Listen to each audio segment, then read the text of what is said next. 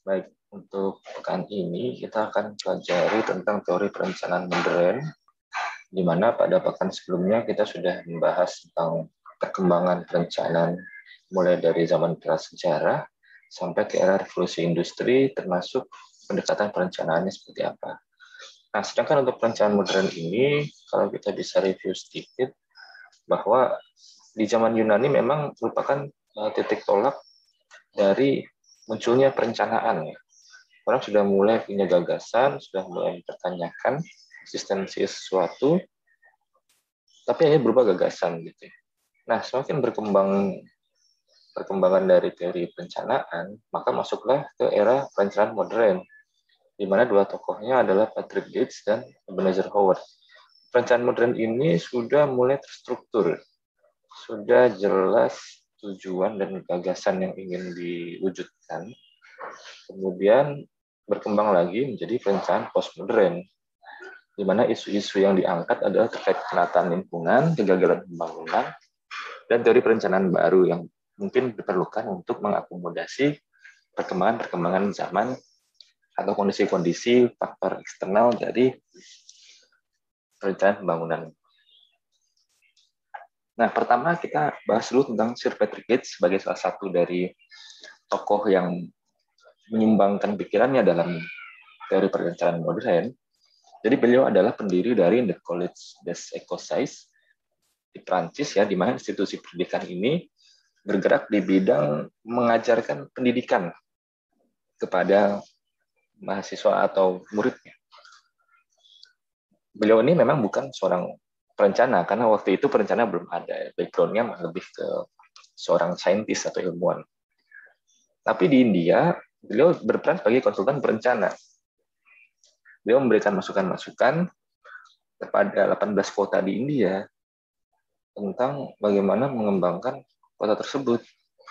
Dan beliau memiliki prinsip atau konsep perencanaan di mana mengedepankan untuk menjaga kehidupan manusia dan energi. Jadi bagaimana manusia itu bisa hidup dengan baik dan energi itu bisa digunakan dengan efisien, alih-alih mengedepankan keindahan. Jadi fungsi estetik itu tidak terlalu penting bagi Sir Patrick Gates, tapi fungsi kota untuk melayani masyarakat, untuk menjaga kelestarian lingkungan, itu yang lebih dikedepankan. Dan untuk menjaga kesesuaian pembangunan yang sudah direncanakan, Sir Patrick Gates ini membagi pembangunan menjadi beberapa tahapan. Tahapan-tahapan yang harus dilakukan secara berkala sebelum bisa mencapai tujuan akhir yang diharapkan. Beliau mendorong adanya perdagangan dan jasa serta konservasi bangunan bersejarah. Kemudian beliau mendorong bahwa untuk membangun kota itu tidak hanya dengan meniru kota-kota di Eropa saja, tapi bagaimana kita bisa membangun kota sesuai dengan karakter potensi dari kota tersebut. Kemudian Sir Patrick Gates ini mengharapkan bahwa penghuni kota yang dia rencanakan, yang dia bangun, itu hidup dengan bahagia, punya kondisi kesehatan yang baik, kemudian memiliki kenyamanan. Itu yang lebih diutamakan ketimbang membangun jalan dan taman. Jadi pembangunan fisik itu tidak terlalu prioritas bagi Sir Patrick Gates, tapi pembangunan manusianya yang lebih diutamakan. Kemudian Sir Patrick Gates sudah mengantisipasi adanya masalah di masa depan dengan mengadakan forecasting atau prediksi. Beliau bisa mengkontrol pertumbuhan di masa depan dengan cara mempersiapkan kebutuhannya dari sekarang. Nah, bagaimana dia bisa mempersiapkan kebutuhannya dari sekarang? Itu adalah prediksi-prediksi, ya.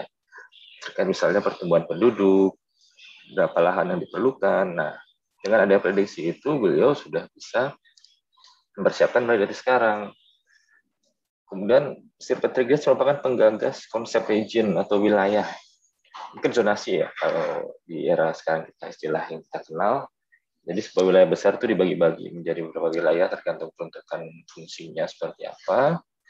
Kemudian beliau juga memperkenalkan istilah conurbation, jadi wilayah yang terdiri dari beberapa kota kecil, kota besar, dan area perkotaan lain, di mana batas antar kotanya itu sudah mulai kabur gitu. Biasanya kalau kita keluar kota itu kan langsung terasa, oh ini sudah area luar kota, ya, di mana sifat urbannya itu sudah sedikit hilang. Nah, kalau ada conurbation ini, beberapa kota kecil, kota besar, dan area perkotaan lain itu, batas urbannya itu hilang. Jadi, seperti sebuah wilayah perkotaan besar yang terbangun. Dan berbeda dengan wilayah metropolitan, di mana wilayah tersebut terdiri dari satu kota utama dengan kota satelitnya, conurbation ini, kota-kota yang ada itu tidak punya hierarki. Mereka hanya tumbuh dan menghilangkan batas urbannya, sehingga seakan-akan menjadi sebuah wilayah urban perkotaan yang besar. Dalam melakukan perencanaan, Sir Patrick Gates ini punya 5 filosofi. Yang pertama konsep place work folk, kemudian conservative surgery, menara pengawas, survei, dan value section principle. Jadi konsep place work folk ini merupakan konsep yang awalnya digagas oleh Frederick Lepley, orang Prancis, di mana menurut Frederick Lepley, masyarakat itu merupakan interaksi antara 3 unit, lokasi, kerja, dan keluarga. Nah, oleh Patrick Gates, itu dimodifikasi, di mana family itu dia angkat, dia luaskan unitnya menjadi folk, menjadi komunitas. Jadi,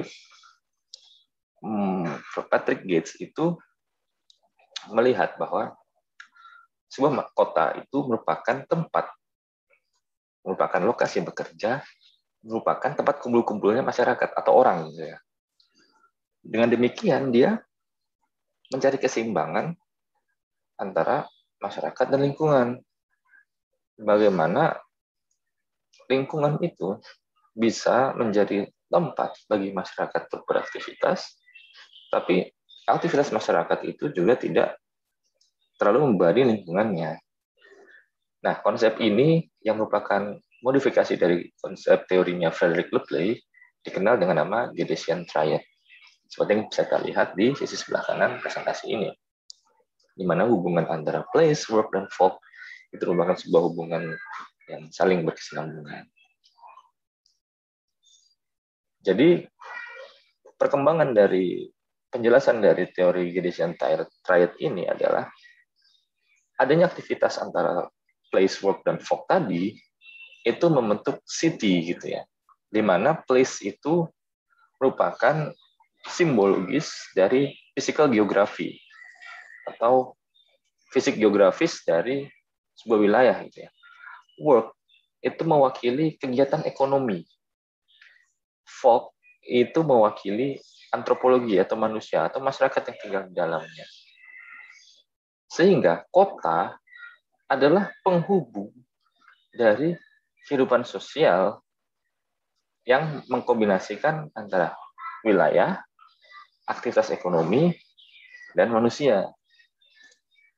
Jadi, kalau kita simpulkan adalah, dalam merencanakan kota, itu bukan merencanakan lokasi,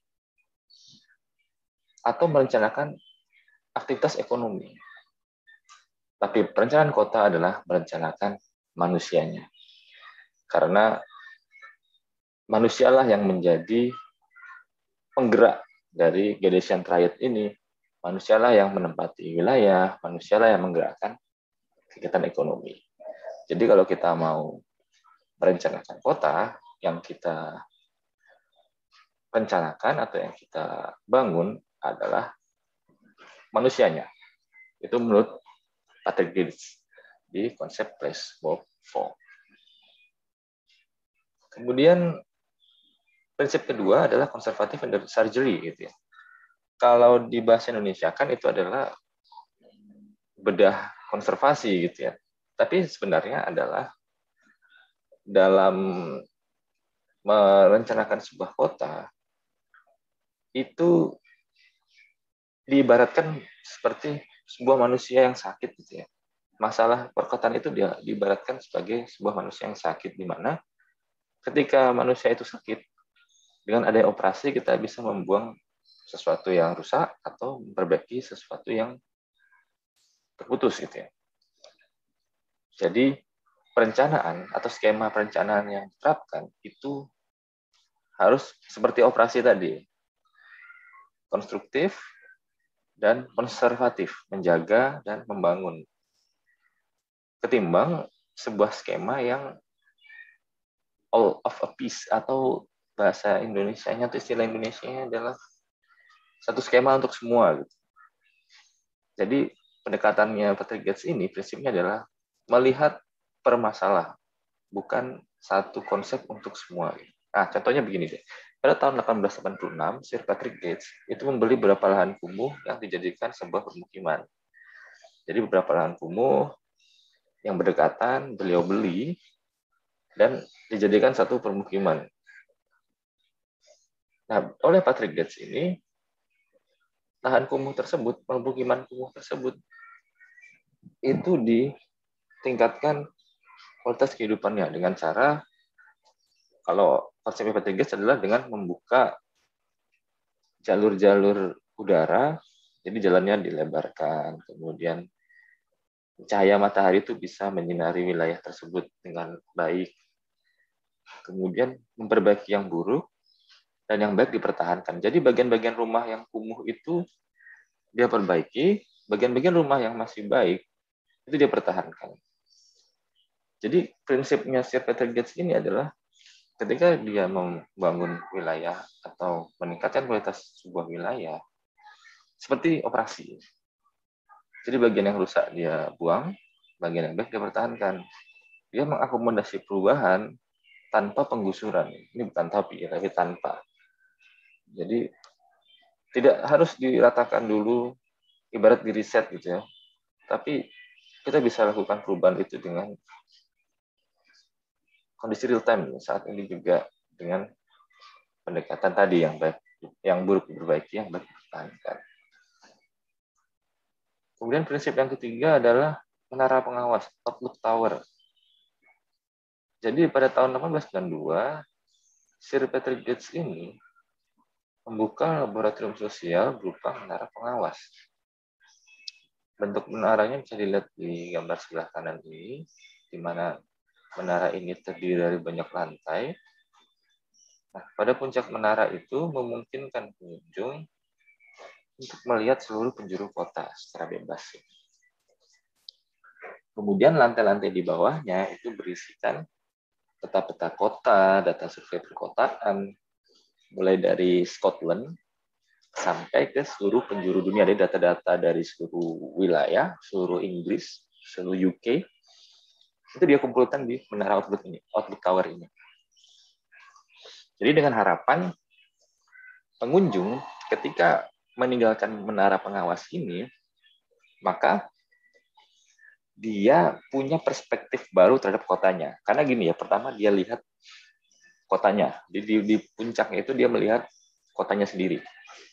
Ketika dia turun ke bawah, dia melihat data-data survei kota-kota lain, kemudian peta-peta dari kota-kota lain, dari UK, dari Eropa, bahkan hingga penjuru dunia. Dia kan akhirnya punya gagasan ya. Kota saya itu modelnya begini. Kota-kota lain tuh modelnya begini. Nah, dia tentu akan punya inspirasi. Oh, ternyata kota di Eropa bagian sini bagus ya. Apakah saya bisa mengimplementasikan ini ke kota saya sendiri? Nah, jadi harapannya adalah setiap pengunjung yang meninggalkan menara pengawas tadi atau tower tadi, dia akan ikut serta dalam pembangunan kotanya dalam kapasitasnya dia. Jadi dia punya inspirasi untuk turut serta dalam pembangunan kotanya. Nah, Outlook Tower ini merupakan alat komunikasi yang ampuh dalam menyampaikan gagasan. Gagasan apa yang dibangun? Gagasan bahwa setiap orang bisa membangun kotanya dengan caranya, begitu. Makanya dia beri inspirasi. Dia kasih dulu rangsangan visual. Begini loh kondisi kota kalian di lantai paling atas, kemudian dia beri kondisi kota-kota lain di dunia di lantai-lantai bawahnya. Jadi ketika mereka turun, mereka punya banyak, masyarakat itu punya banyak ide baru terkait pembangunan sebuah kota.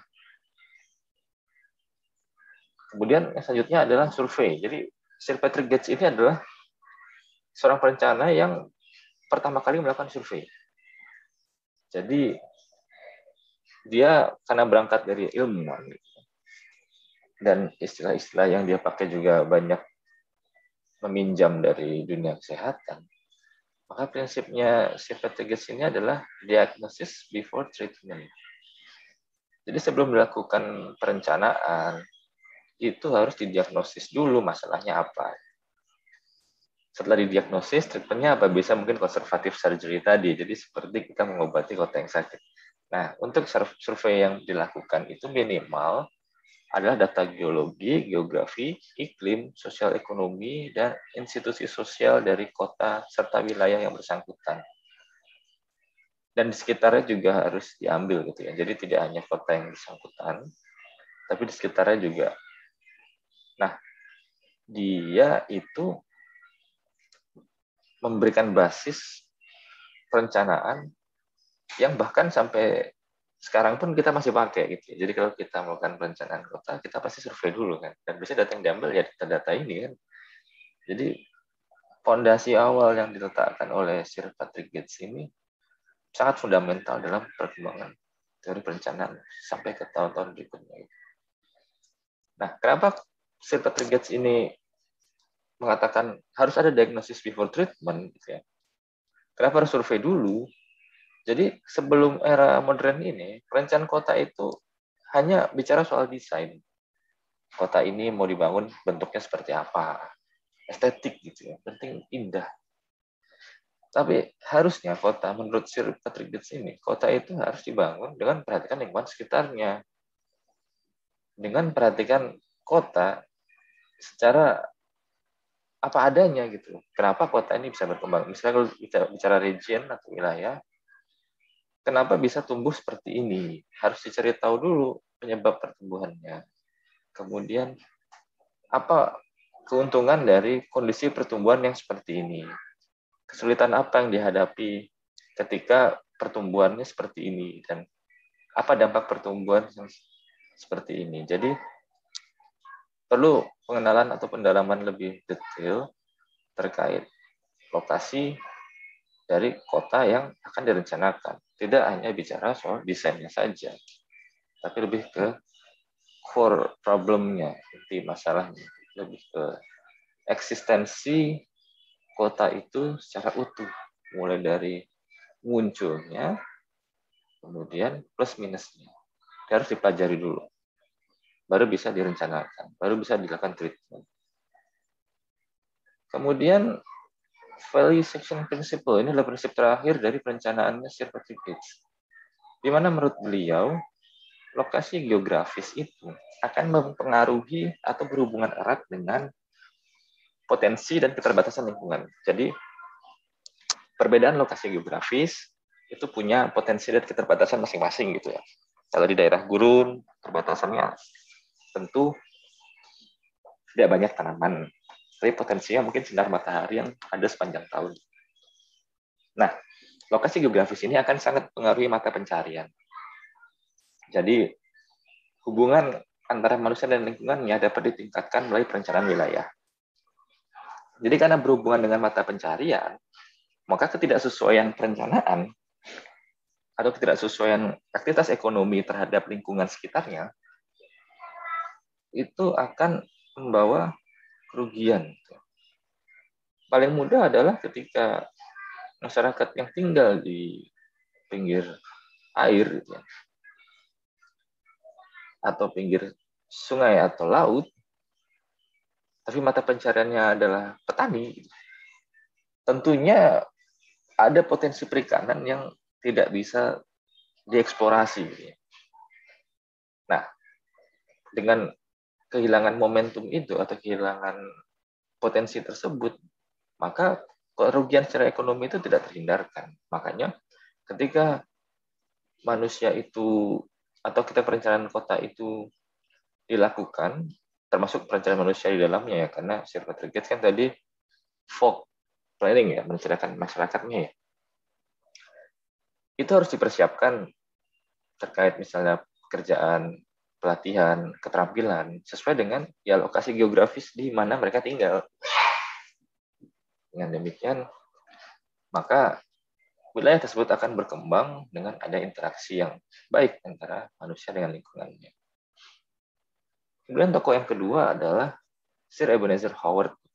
Beliau ini adalah pencetus konsep Garden City. Jadi kenapa konsep Garden City ini muncul? Karena beliau mempelajari dampak buruk dari industri. Jadi di era revolusi industri itu, industri tumbuh berkembang dengan sangat pesat dan berdampak buruk pada lingkungan.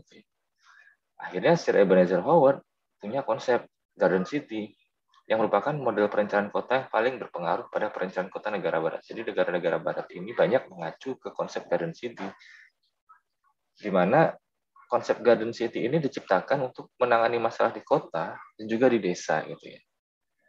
Dan merupakan sumber inspirasi dari banyak ide perencanaan di abad ke-20. Nah, bagaimana cara dia menangani masalah kota dan desa? Jadi kita lihat dulu perkembangan konsep Garden City. Jadi Sir Ebenezer Howard ini hidup kurang lebih sekitar 78 tahun, dari tahun 1850 sampai 1928. Di usianya yang ke-49, di tahun 1899, beliau menerbitkan jurnal Garden City of Tomorrow. Jadi konsep dan gagasannya dituangkan dalam bentuk jurnal. 4 tahun kemudian dibentuklah Garden City Association dan merencanakan sebuah kota yang namanya Letchworth untuk populasi 35.000 jiwa dengan konsep Garden City. Kemudian 17 tahun kemudian, kota kedua dengan konsep Garden City dikembangkan, namanya kota Welwyn, yang populasinya 40.000 jiwa. Kemudian 27 tahun kemudian, tahun 1947, kota Letchworth yang sudah dibangun lebih dulu itu punya penduduk 16.000 jiwa dan memiliki 100 pabrik. Sedangkan kota Welwyn itu berpenduduk 18.000 jiwa dan memiliki 75 pabrik. Akhirnya konsep ini pun menyebar ke seluruh dunia. Jadi inti dasar dari Garden City ini adalah ide di mana ketika masyarakat atau manusia itu dihadapkan pada kondisi perkotaan, kemudian perdesaan, kemudian kota desa dengan kelebihan dan kekurangan masing-masing, kira-kira mereka tuh pengen kemana gitu ya.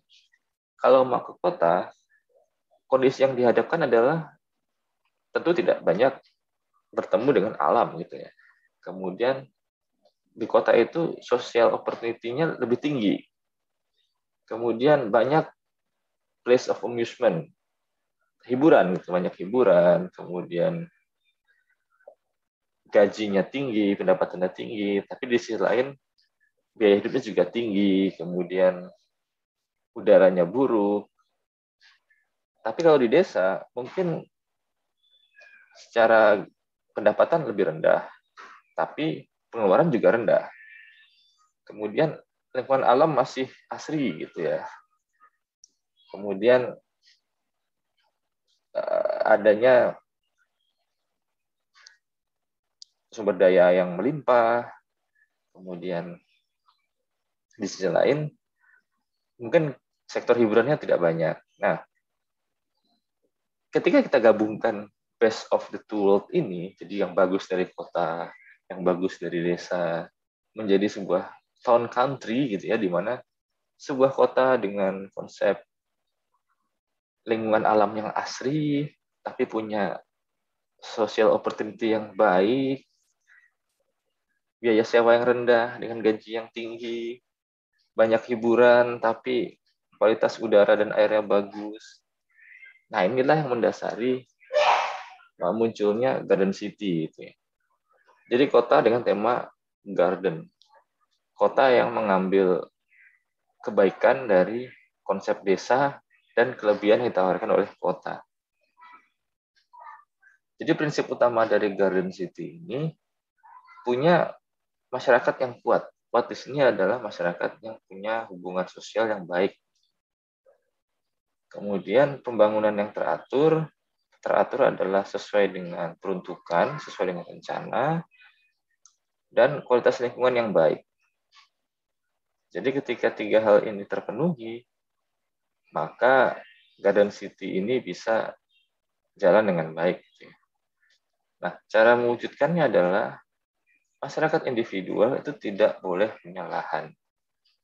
Jadi lahan itu harus dimiliki oleh pihak kota. Karena kita harus memastikan pembangunan yang muncul itu sesuai dengan yang kita inginkan. Kemudian memaksimalkan keuntungan untuk masyarakat. Jadi perencanaan-perencanaan yang disusun itu semangatnya adalah untuk kebaikan masyarakat. Perencanaan dilakukan itu penuh kehati-hatian, kemudian sosial heterogen dan fasilitas publik yang baik. Jadi masyarakat itu dari berbagai background, latar belakang, dan dibangunlah fasilitas publik yang memadai, di mana masyarakat bisa berkumpul, bisa bersosialisasi dengan baik. Kemudian membatasi pertumbuhan garden city. Jadi secara populasi itu harus dibatasi. Jangan melebihi kapasitas, karena over capacity akan mempengaruhi lingkungan. Yang dia cari kan adalah keseimbangan antara lingkungan dengan populasinya. Kemudian perlu partisipasi lokal, jadi masyarakat itu harus dilibatkan dalam setiap perencanaannya. Harus partisipatif. Jadi sangat-sangat ideal gitu kalau dari konsepnya Garden City ini. Jadi fitur utamanya ini pertama, Garden City harus dibangun di sekitar kota besar. Jadi Garden City adalah kota yang didukung oleh kota besar di sekitarnya.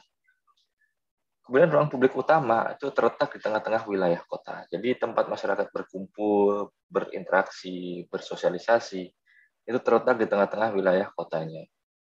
Untuk pusat perbelanjaan itu terletak di pinggir kota. Kemudian mata pencaharian disediakan mulai pembangunan macam-macam industri, jadi tetap butuh kerja kan. Kemudian industri terletaknya sedikit di luar kota, jadi tidak di dalam wilayahnya Garden City, tapi sedikit di luar kota. Kemudian untuk wilayah sekitar 1.000 hektar, itu kepadatan atau penghuninya harus dalam rentang 30.000 sampai 35.000 jiwa. Ini untuk memastikan keseimbangan antara lingkungan dengan dengan masyarakat. Kemudian kota itu harus dikelilingi oleh green belt berupa lahan pertanian dengan luas 3.000 sampai 5.000 hektar. Jadi konsep desanya dapat, tapi konsep kotanya juga dapat. Kalau kita lihat gambarannya mungkin seperti ini ya. Jadi city center atau pusat kotanya ini, coba kita masukkan pointernya. Nah, disinilah masyarakat itu berkumpul ya, garden. City center, pusat kota itu di tengah, kemudian di sekitar pusat kota itu ada taman. Jadi taman di layar ini kita sebut layer aja, layer 1 dan 2, ini adalah rekreasi activity di sini. Jadi untuk bersenang-senang, untuk mencari hiburan, masyarakat itu justru ke pusat kota gitu ya. Nah, di sini mereka diharapkan bisa berinteraksi dengan baik. Kemudian di layer 3 dan 4, inilah tempat tinggal masyarakat, pemukiman, residential area. Jadi tempat tinggal masyarakat itu berada di tengah-tengah. Kemudian di layer yang kelima, ini adalah daerah industri. Daerah untuk jual beli, kemudian daerah untuk bekerja. Kemudian di layer terakhir, ini adalah lahan pertanian tadi dan peternakan. Ini green belt-nya tadi yang luasnya 3.000 sampai 5.000 hektar, 3.000 sampai 5.000 hektar. Jadi ini bentuk dari Garden City yang dikonsepkan oleh Sir Ebenezer Howard. Jadi masyarakat tinggal di layer 3 dan 4 untuk bersosialisasi, berinteraksi, mencari hiburan mereka ke pusat kota dekat. Untuk bekerja mereka menjauhi pusat kota. Jadi dengan adanya konsep seperti ini, mereka dapat best of the two world gitu ya. Mereka dapat manfaat dari kota dan desa. Manfaat dari desanya lingkungan asli itu tinggal ke tengah ya, tinggal ke gardennya. Untuk mendapatkan manfaat perkotaan seperti produk, kemudian pekerjaan, jual beli, tinggal ke pinggir kota. Jadi ini yang ditawarkan oleh konsep Garden City Sir Ebenezer Howard. Baik, mungkin itu saja ya materi terkait perencanaan modern. Jadi kalau kita bisa simpulkan, dibandingkan dengan teori perencanaan sebelumnya, untuk modern ini sudah mulai terstruktur, sudah mulai ada tujuan dan fungsi dari desain-desain yang diterapkan gitu ya. Tidak hanya sekedar mengedepankan keindahan, tapi juga fungsi untuk memastikan masyarakat yang tinggal di dalamnya punya kualitas hidup yang layak dan baik. Baik, terima kasih.